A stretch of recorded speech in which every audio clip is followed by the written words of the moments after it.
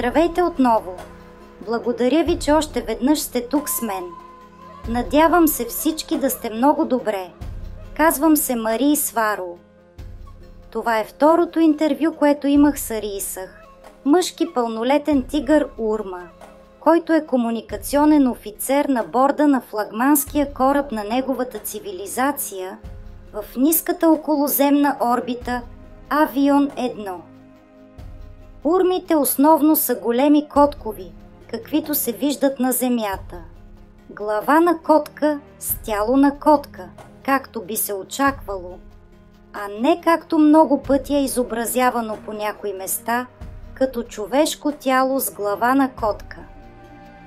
Анатомично са много близки до лъвовете, тигрите, леопардите и така нататък, каквито се виждат на Земята, но с някои важни разлики, като по-сложни ръце с противоположен палец, някои анатомични разлики в раменете им, които им осигуряват по-добро движение на ръцете, и промени в анатомията на техните крака и бедра, които им позволяват да се изправят и да ходят удобно на два крака.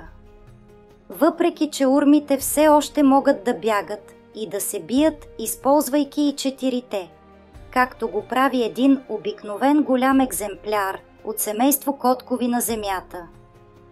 Все още имат дълъг гръбнак, подходящ за скачане, и мощни и къси котешки крака.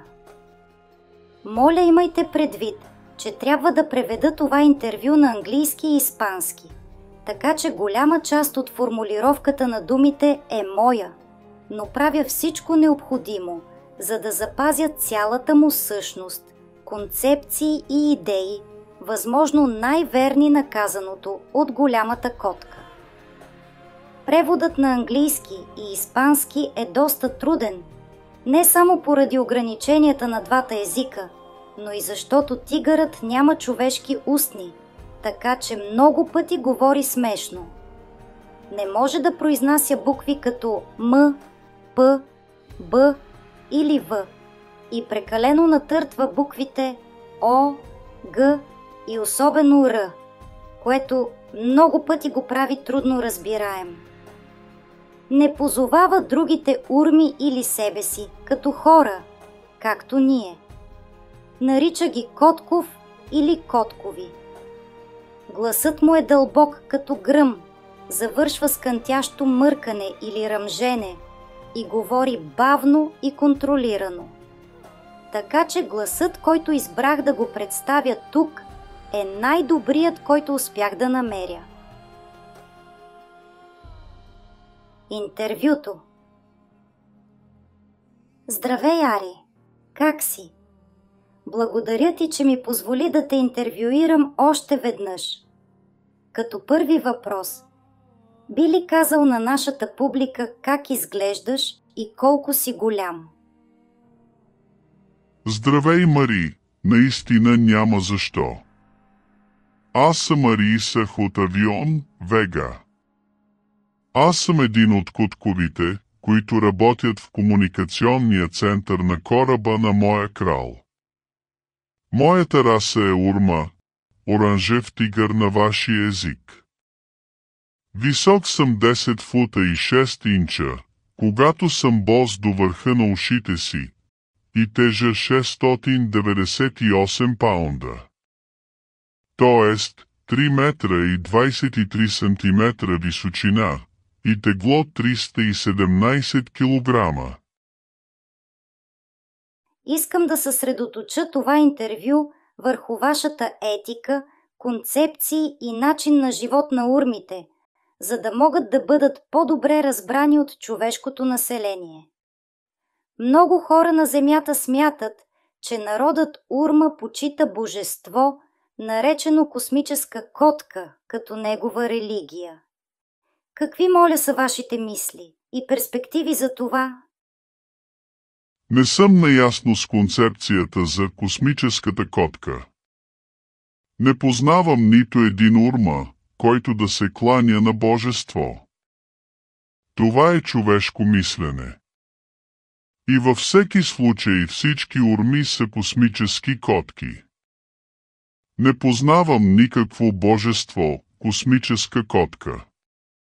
Не знам за какво говориш. Няма значение. Благодаря ти, Ари. Би ли могъл да опишеш основните концепции на етиката, която народът Урма следва? Бих искала да знам как мисли един Урма, неговите ценности, мисловните му модели, какво прави разума му да бъде котков и в какво се различава от човешкия разум. Спомена последния път, че искаш да споделиш тези гледни точки с мен и с моята публика, така че чувствай се свободен да споделиш всичките си мисли. Какво мислят котковите Урма? Ние сме директни и прозрачни. Не крием истината, нито се опитваме да я изкривим, за да бъде по-добре приета от който и да е. Истината е установена и е такава, каквато е. И ако друго същество я приема погрешно или не може да се справи с нея, тогава това е негов проблем за разрешаване, не наш. Не ни е нужно да крием никаква истина, защото няма от какво да се страхуваме. Ние не познаваме страха и сме напълно осъзнати за това, кои сме и за нашата сила. Не манипулираме никого, за да прави това, което искаме.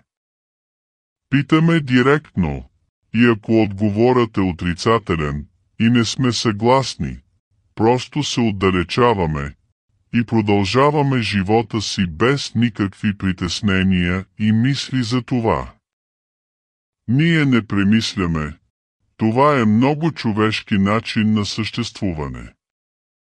Хората са склонни да анализират всичко прекалено много, правейки спекулации и действайки според своите заключения, които в повечето случаи са погрешни.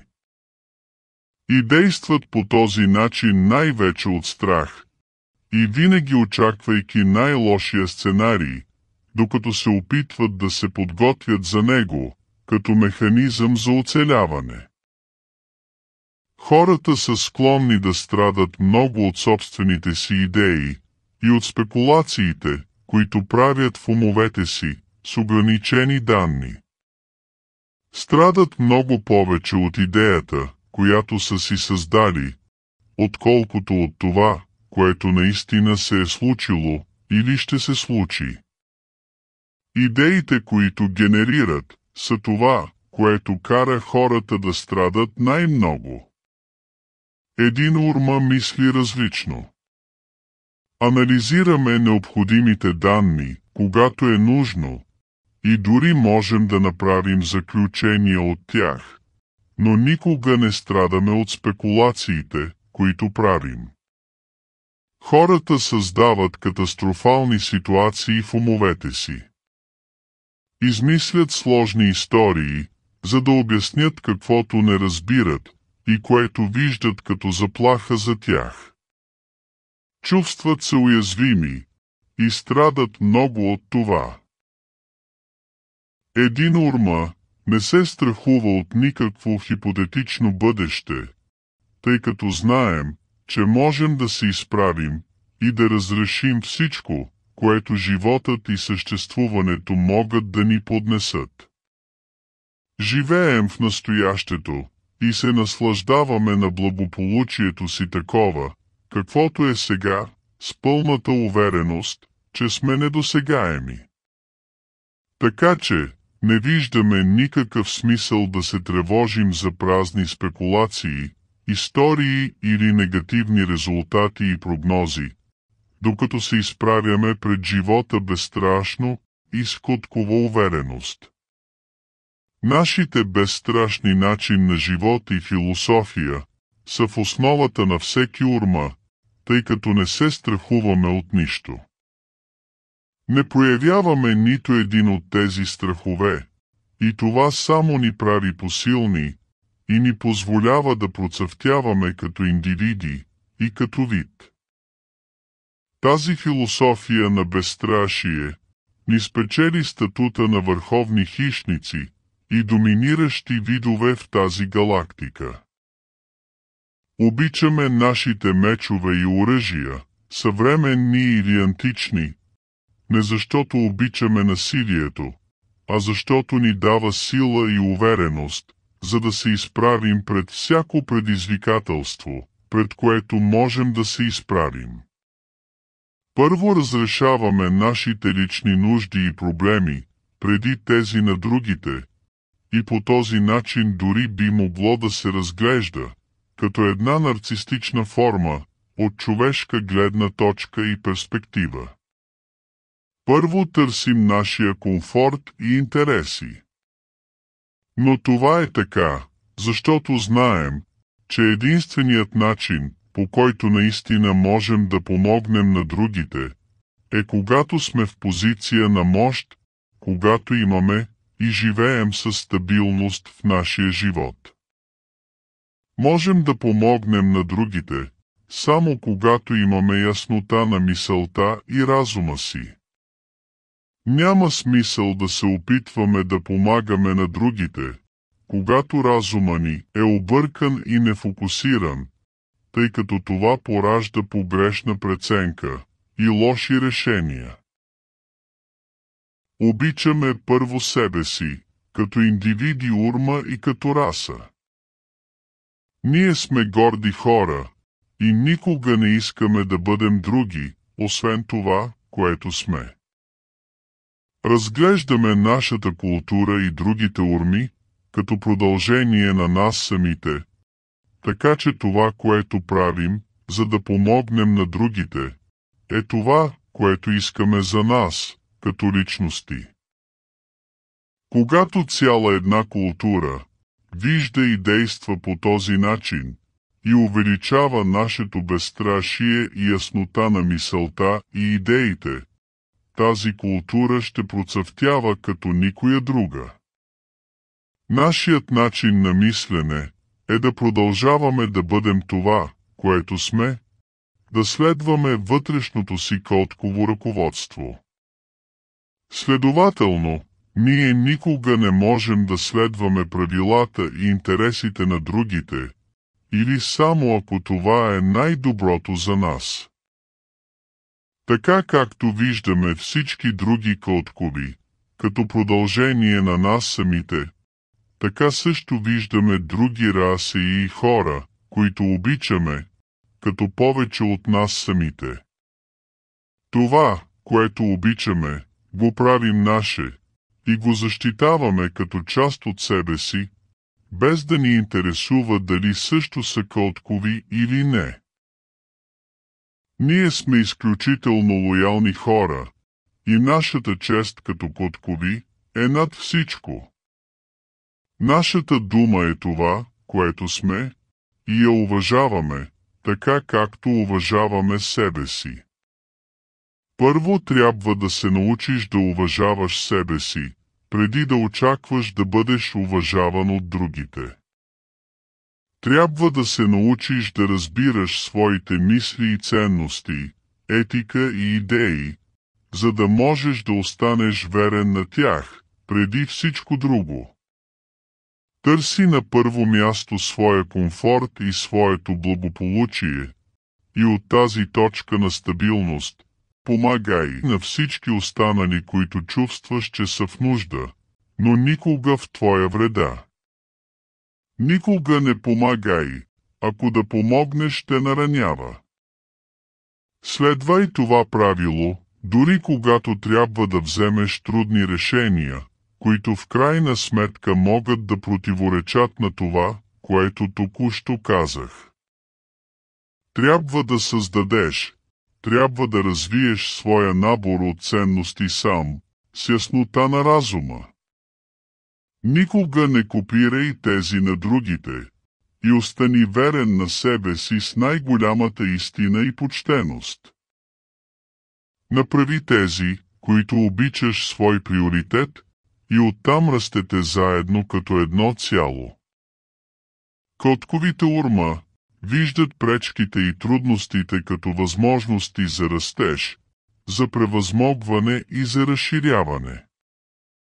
Не ни интересуват болката и дискомфорта, тъй като ги виждаме като мотивация да растем като вид и с гордост. Нашата представа за смъртта е много различна от човешката. Не разглеждаме смъртта като трагична, както я разглеждате вие, нито се страхуваме от нея. Изправяме се пред смъртта си, с нашите мечове в ръка, и прегръщаме съдбата си, борейки се, като върховните хищници, каквито знаем, че сме. Спомняме си много от миналите си животи, така че знаем как да умрем като истински достойни войни, и знаем, че ще се родим отново, за да се бием друг ден. Животът е пълен с конфликти и трудности. Изправи се срещу него с мощ, безстрашно, като тигър, и най-вече пресрещни го по такъв начин, че да се гордеят твоите предци. Никога няма да оставиш зад себе си проблемите, винаги ще те настигнат в този живот, или в следващия, или в следващия. Трябва да ги пресрещнеш фронтално, с ясен ум и силна решителност. Страхът е безполезен. Страхът те кара отново да повтаряш едни и същи проблеми постоянно. Пресрещни страданието на живота, пресрещни унижението, липсата на уважение, болката. Почувствай го, направи го част от теб и разтвори го всичко чрез твоя неразрушим интегритет, самоуважение, безстрашие и чест. Не се страхувай от болката и трудностите, тъй като те са пътят към твоите цели.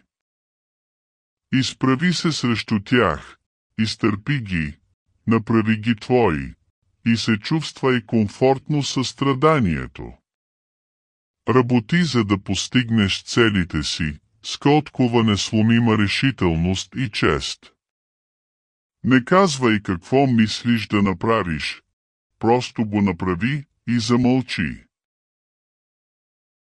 Знам, че много от вас се чувстват като в затвор. Целият ви живот е един затвор, и това е природата на реалността на Земята и нейното общество. Но всичко това е в твоя ум и в твоите катастрофални мисли и спекулации. Доминирай ума си, страховете, емоциите и твоите идеи, и ще доминираш живота на Земята. Там трябва да израстваш сам и да станеш силен, но трябва да го правиш мълчаливо, без никога да се доверяваш на някой, който не е твой близък, тъй като всички са агенти на системата, и това, което искат, е да те върнат в установените норми. Не искат да израствате и искат да сте болни, объркани и недохранени, тъй както болните затворници не могат да изкатерят стените.